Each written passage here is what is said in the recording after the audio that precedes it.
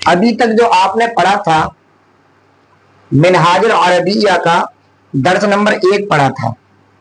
کیا منہاج العربیہ کا درس نمبر 1 پڑھا تھا، جس میں آپ نے حاضہ کا معنی پڑھا تھا. یہ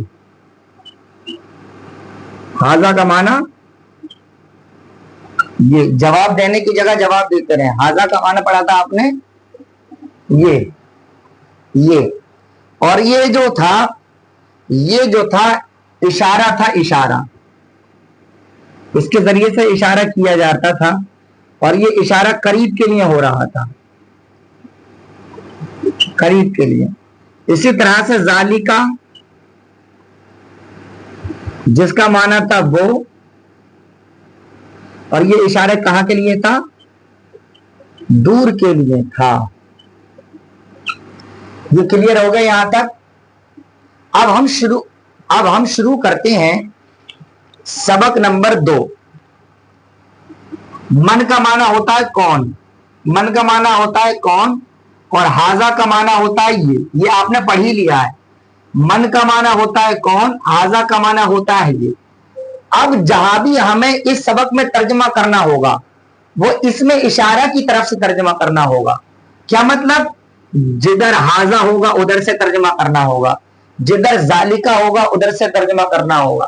بس یہ 2 چیزوں کو دیکھنا ہے اس کے اندر، حاضہ اور ذالکہ. جدھر حاضہ ہے ادھر سے ترجمہ کرنا ہے، اور جدھر ذالکہ ہے ادھر سے ترجمہ کرنا ہے. مثال کے طور پر یہ لکھا ہوا ہے من حاضہ، من حاضہ، اور میں نے آپ کو بتایا تھا اس میں اشارہ کی طرف سے آپ کو ترجمہ کرنا ہے. تو حاضہ کا معنی کیا ہوتا ہے؟ بولے جلدی. یہ. اور من کا معنی کیا ہوتا ہے؟ کون. تو ترجمہ ہوگا یہ کون ہے. حاضہ کا ترجمہ پہلے کرنا ہے اور من کا ترجمہ آپ کو بعد میں کرنا ہے. تو یہ کون ہے. اب اسی طرح سے حاضہ، حاضہ لکھا ہوا ہے. حاضہ کا معنی کیا ہے بتاؤ جلدی. حاضہ کا معنی کیا ہے بتائیں. یہ ہے حاضہ کا معنی، یہ ہے. چلو ہم نے یہ لکھ دیا کیونکہ اس میں اشارے کی طرف سے ہم ترجمہ کر رہے ہیں. اور رجل کا معنی کیا ہے؟ مرد یا آدمی. تو پورے جملے کا ترجمہ کیا ہوگا؟ یہ آدمی ہے. شاباش. ما ذالکا، ما ذالکا، ذالکا کا معنی کیا ہے؟ کیونکہ میں نے ابھی آپ کو بتایا تھا ترجمہ ہمیں اس میں اشارہ کی طرف سے ہی کرنا ہے. آپ لوگ اپنے مائک بند رکھیں، ضرورت کے تحت ہی مائک کھولیں. ذالکا کا معنی وہ ہے، وہ. اور ما کا معنی ہے کیا، کیا. تو پورے اس کا ترجمہ کیا ہوگا؟ وہ کیا ہے، وہ کیا ہے. ذالکا کردن، ذالکا کا معنی کیا ہے بتائیں جلدی. ذالکا کا معنی کیا ہے؟ وہ. کردن کا معنی ہے بندر. تو پورے اس کا ترجمہ کیا ہوگا؟ وہ بندر ہے. اب من حاضہ، من حاضہ. جب آپ لوگ کلاس لیا کریں نا تو الگ ہو کر لیا کریں. اس کلاس کی اہمیت کو جانو. عربی زبان تمام زبانوں میں سب سے اشرف، سب سے اعلیٰ ہے. اگر یہ اعلیٰ نہیں ہوتی تو قرآن مجید عربی میں نازل نہیں ہوتا. تو آپ کو اس کی اہمیت بھی جاننی ہے. آپ کے پیرنٹس اسکول میں آپ کے ساتھ نہیں جاتے ہیں، تو جب وہ ساتھ نہیں جاتے ہیں تو اسی طریقے سے آپ لوگ الگ بیٹھا کریں. من کا معنی میں نے آپ کو بتا دیا تھا اوپر. حاضہ کا معنی آپ کو پتا ہے. تو حاضہ کی طرف سے ہمیں ترجمہ کرنا ہے. پورے جملے کا ترجمہ بتائیں کیا ہوگا. پورے جملے کا ترجمہ کیا ہوگا. حاضہ کا معنی کیا ہے؟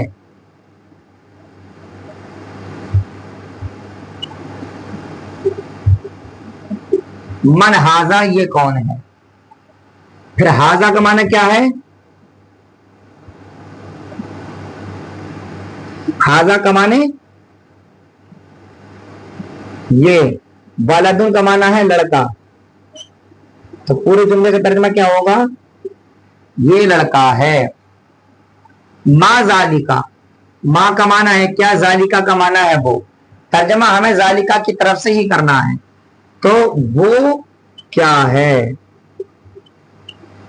जालिका हिमारुन, वो गधा है।